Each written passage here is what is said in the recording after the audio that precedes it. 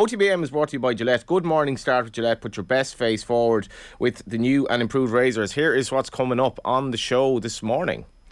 And we start with Phil Egan on the FA Cup. Phil has joined us here and we'll talk to him in a minute. Club GAA, big weekend. Naas Crokes is going to be a fascinating one at Croker tomorrow evening. James Cahill talks that aforementioned Galway Offaly Walsh Cup game at 8:10. We'll get to sports pages at 8:30. JD will be in at 9 o'clock ahead of his return to Football Saturday tomorrow. The crappy quiz, I'm going to make a show of myself at 9:10. Luke Jensen at 9:30. Phil Egan, the county ground tonight, a ground you've actually been to. Yeah, I was lucky enough to get the tour from the late Alan McLaughlin, an absolute gent. I went over to do an interview with him about the goal at Windsor Park. And when was that? This is probably 3 years ago. Because I was over doing a few different interviews, and Swindon is not that far from London. It's not. I passed it on the train. It's on your way to it. You'd go by Reading. It was almost, I've been going to Cheltenham or somewhere, I don't know, but I passed the ground and I had like real nostalgia because just when I was getting into the Premier League was when Swindon had their 1 year in the Premier League. Yeah, and actually when you walk around the county ground, you'll see pictures there of Jan Aga Fjordhoft. Do you remember the celebration? Yeah, he didn't get to do that too often because they didn't score many goals, but he was their shining light. Did John Moncur in midfield. Do you remember Eric Cantona stamping John Moncur in the 2-2 draw at the county ground? And I hated Man United so much at the time that I was probably as happy that day as I was with any Liverpool performance. And if we're talking about FA Cups, that was around the time, of course, under Suey, that Liverpool had a series of very bad defeats in the FA Cup to underwhelming opposition. Yeah, I can remember the one against Bristol City, the one where the floodlights went out. That's right. And then it came back to Anfield. I'm going to say Tinian scored the goal. It was a 1-0 win for That's Bristol. A hell of a call. Do we have a poll on Twitter this morning on Off the Ball, and I want to hear what you think it is. Has the FA Cup lost its magic? Yeah, we say this every season. Of course, it's going to be overwhelming. Yes, is what 75%. Yeah, and there it is. It's actually it's come up as 0%, but there is a poll. It's 75% yes, 25% no. Yeah. And I can understand that. And 25% maybe don't remember it. Yeah, I think what happens with the FA Cup is if you're one of the big guns, you want nice draws, and then you get to the latter stages, and then maybe the schedule, because January is such a busy month. Obviously, it's ridiculous at the moment, and games are getting called off left, right, and centre. Will mentioned it there that there won't be FA Cup games called off this weekend, so that kind of adds a bit of intrigue. I think that you're going to see a lot of players that would never get a game for a Premier League club. They're going to be playing this weekend. That was kind of the beauty of the League Cup, and it's the same in Ireland to an extent, even though we haven't had it in recent seasons. That the League Cup became kind of cool because you saw these players play, but they wouldn't normally get the game. But the FA Cup shouldn't be that. It should be, and maybe I'm being nostalgic here, but as I was saying to Will, this idea, Will, of resting players in the FA Cup when say if you're a mid-ranking Premier League team, or as you say, a team in the Championship, why do you need to rest players in the FA Cup? I know players are essentially, they have a very busy schedule, but it should be a lot more than that because fans still want to win the FA Cup. Yeah, I think some of the teams who are in the middle of the Premier League who are a long way away from the relegation places and still unlikely to qualify for Europe, or Europe would be a big ask. I always wonder why this isn't a competition that they try and go deep in. Wolves would be one of those teams you should keep an eye out for, who are very difficult to break down. They've just had a really good result at Old Trafford during the week. I know they struggle to score goals, but Wolves are a team who should be aiming to try and win this competition. Aston Villa should be trying to go on a long run through this competition. And yet I think there's a very good chance, whether it be in this round or in the 4th or 5th round, that they will play a weakened team to try and ensure that they've got their best possible side available for the Premier League the week afterwards. And that's why the top teams have been so dominant in this, because as Phil mentioned, if you're a top team and you can navigate your way through to the 5th round of the quarterfinals of this competition, it's even a little bit easier now that there's no replays to be played in round 3 or round 4, which probably should go in the way of the top sides. Therefore, once you get to that point, your better squad should kick in. And that's why we've had the semi-finals and the final dominated by the top teams in the Premier League. Look at how many times Chelsea, Arsenal have won the FA Cup in recent years. To me, though, I want to go back to something there Will said about Aston Villa and a run in the... It sounds like Will has just given Villa a win against United on Monday. Not quite, but you get my point, though, Phil, about these teams who are in that type of position. They're the sides who shouldn't play weakened teams. I don't think they will. I don't think Gerrard will. I think this is a really good chance, and obviously United are, they're under serious pressure, and I don't think Ralph Rangnick can rest players either, because...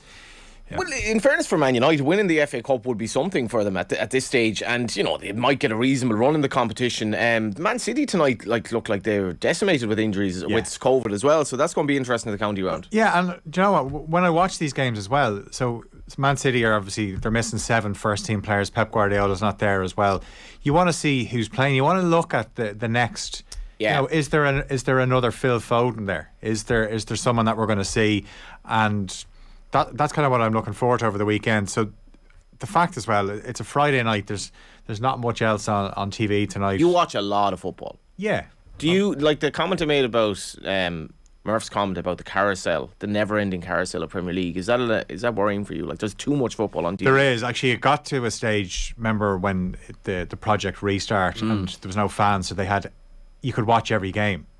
And it just got ridiculous. Also, as well, you were watching behind games. closed doors. Yeah, so great. it wasn't as good. You were kind of happy that football was back, but it did get to a stage where I had to say, I can't. I say, it was like that Sims episode where they're watching like soccer and they're all in the stadium. They're like, yeah, and then they're just really bored after 2 minutes. You're like, there's too much of this. What I found myself doing there was, you put the game on, but you'd be detached. You'd be walking around doing other things as well. You'd hear a noise from the TV. You'd look over. It was a goal or it was a chance. So, you know, it was on, but it wasn't getting your full attention. This is another thing, Will, that actually I've really noticed in recent years from a personal level, and I think in general, it's so many people now watch football or sport in general whilst on Twitter or on their phone. Yeah, I mean, it's a point that Florentino Perez was making about the European Super League, that he was saying the next generation maybe don't have the attention span to sit down and watch a 90-minute game. But yeah, I think for a lot of people when they're watching sport now at this stage, it has definitely changed that you'd have your Twitter stream open, you'd be looking for people who make jokes or potentially a GIF or a meme around the game that you're watching. And I think you are probably far more distracted than you were before. But then I think, as Phil mentioned, there's not that concentration around the fixtures that were on TV that once upon a time happened. And during Project Restart, something that I was very nostalgic for when it finally came back, we're having 4 or 5 games on at 3 o'clock on a Saturday. Yeah. Because it was a hard slog, lads, when there was a game at 12:30, a game middle of the day, 5:30, and then 2 evening games. Well, first of all, the 12:30 game is one of my pet hates. I think, like, the atmosphere, it's actually statistically proven that there are fewer goals in that game because the atmosphere is obviously quite tame early in and they put really big games on as well. But like you mentioned, one of my memories when I was a kid was going into my father's Jeep to listen to 693 or 909 to listen to 5 Live on a Saturday. Of course, it would be off the ball now, but I remember distinctly Man United's win over Liverpool in the FA Cup final when Liverpool wore the white suits. Cantona got the goal, was as probably as depressed as I've ever been after a sporting event. That was the peak of the competition. My brother, I think it was his communion that day. Oh, wow. There's a family photo. Wearing a white suit as well. No, but there's a family photo outside the church and, you know, everyone's dressed to the nines. And I have a denim jacket on, but underneath it is a Liverpool jersey. I can't believe my mum let me wear a Liverpool jersey. That would explain a lot about Phil Egan's subsequent life, I think. You've just gotten away with a lot on the sporting front. Yeah. But you were extremely depressed at 5 o'clock that day as well. Yeah. Do you know what? Back then, when you were a kid, you really took the defeats to heart. Yeah. Whereas I think after a while, especially as a Liverpool fan, you got kind of used to it.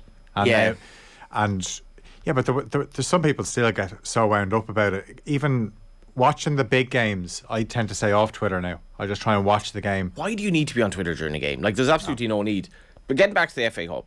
Yeah, FA Cup. So there's a beautiful tie this weekend. Is all that's wrong with football, or much that's wrong with football, is Newcastle, and all that's right with football is Wes Hoolahan, who turns 40 this year. Yeah. That's going to be beautiful, and it might be sold out as well. Yeah, well, obviously Newcastle fans are excited because of the Saudi takeover. The FA Cup is something that it's probably not on their radar right now, and it probably goes back to something Will said there. Why shouldn't it be on their radar? Because, you know, if they get a nice run, it can bring confidence to players as well. Like, because what if they won 1 game in the league? So they beat Burnley. They need to stay in the Premier League, and that's obviously what Eddie Howe has to do. But they'll fancy their chances, obviously beating Cambridge. Even though I'd imagine Wes Hoolahan, will he start? He came off the bench last week. He had missed a few games as well. But I'd say Wes Hoolahan in his prime, Newcastle fans would have loved a player like Wes Hoolahan because just that ability to do something a little bit different. Is he Will the greatest embodiment of what is wrong, what has been so wrong with the Irish football narrative and mentality in terms of how late it was. First of all, that he'd go such a circuitous route to make the top from Shelbourne, and when he played for Shells, it was a very, very physical league at the time, went via Scotland to England and eventually Norwich. But the fact that it was so late when Ireland appreciated him. Yeah, and I guess to an extent the fact that Wes Hoolahan has played so much of his best football probably post the age of 28 as well. Like he matured like a fine wine. And you saw last year with Cambridge, he's had a more limited role this season where he's been used off the bench a little bit more, but he was so crucial to their promotion last year. And yeah, I think there's a good point in there that we've never really trusted a player who can play like Wes Hoolahan as a number 10 or someone who can carry the ball through midfield and link things up. And that's why when Wes Hoolahan was on the bench for the Republic of Ireland team and maybe not getting chances at a time when we were creating precious little in front of goal, that people were crying out, not just Eamon Dunphy, for Wes Hoolahan to get more time in the football pitch. And we will always have Wes's performances around Euro 2016. We'll always have that. It was right behind beautiful goal in Paris. The goal. Right when he hit that one against Sweden. And it was just after half-time, so people missed that goal. And I've no sympathy for those people, by the way, that would come in. You see that the Emirates is like, it's grim. It's grim at half time. Like it's again, what's wrong with modern football? Yeah, but as soon as he hit it, you were like, it's in. It was unbelievable. So, talked about Irish interest. The one that sticks out a mile here, to me anyway, West Brom Brighton. Could we have Evan Ferguson? Possibly. I mean, he's obviously been on the bench. And like Brighton are that kind of team now where I think they're looking ahead of them rather than over their shoulder, because Graham Potter's done a really good job. I watched them against Everton last weekend. Mansfield Middlesbrough as well, which could be interesting for their on loan Aaron Connolly as well. Hull Everton is an interesting one. That's on tomorrow at 5:30, because Hull are obviously a championship team. They're kind of down near the bottom, but there's so much pressure on Rafa Benitez. Obviously he's got a couple of signings, a couple of fullbacks in, but they've been absolutely dreadful. Personally, I don't think Rafa Benitez is necessarily the problem at Everton, but I definitely don't think he's the solution. I don't think he's the solution either. I don't think he should ever be an appointed Everton manager. I think that is a classic example of owners not being able to read the room properly. Like, did anyone honestly think, do you know what we need? We need a former Liverpool manager who once said things about us being a bit of a small club. And also as well, let's not forget, Rafa Benitez, as good a manager as he is and has been, his best days are behind him. You have an 8 a.m. bulletin to read, but before you go, what is the proverbial trademark potential banana skin this weekend? I mean, it's hard to pick one, because maybe that whole Everton one.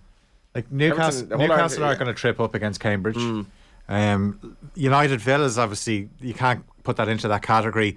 Forest against Arsenal, kind of, that brings back that nostalgic feel of when Forest were a really good cup team. But Arsenal, you would imagine, will beat them quite comfortably. And even though Forest have had a revival under Steve Cooper since he replaced Chris Hughton, but they've lost a couple of games. One that I'm looking forward to, West Ham Leeds. Leeds have been dreadful in the FA Cup. Remember, they lost 3-0 to Crawley. That's right. Mark Wright got all the headlines, even though he essentially played about 3 minutes. Yeah. That's right. That was a mad game. They lost 3-0 and everyone was questioning where were Leeds going under Bielsa. They're still doing it. But I think West Ham are a team now that David Moyes would have an eye on a good cup run. They're still in Europe as well. They were obviously knocked out of the League Cup, but I think West Ham will beat Leeds. Thanks a million for your time. I'd love to talk more, but I said I've got... Phil just loves to talk. How many games are you going to watch this weekend? Do you know what? I'd probably maybe 3 or 4. 3 or 4. Will? I'll watch a few for work, but I'm not overly excited. I'm looking forward to Villa United, actually. You'll be watching Gaelic games? Probably Saturday, so I'll be watching a bit of everything.